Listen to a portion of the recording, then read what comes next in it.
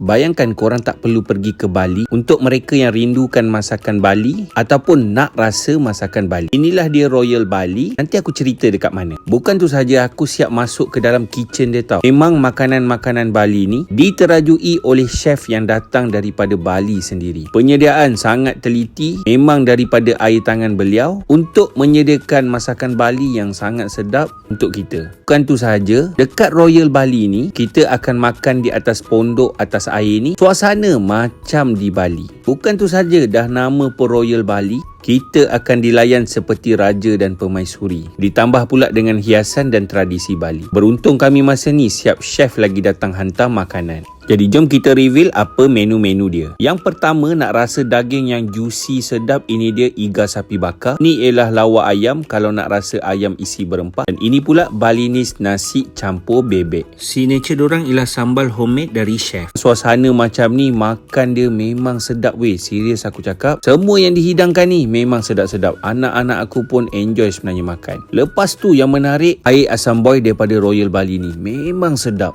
Korang kena cuba, kena dengan kita makan tu. Lepas tu pencuci mulut pula. Pisang goreng special daripada Royal Bali ni dihidangkan dengan aiskrim strawberry. Ya Allah, sedap juga weh. Selain tu, untuk Ramadan dan Raya ni, korang juga boleh ke Ahan Thai Seafood Restaurant, Kin and Case dan Dan Nikuya untuk datang ke Royal Bali di Monkeys Canopy Resort, Sungai Long, Selangor.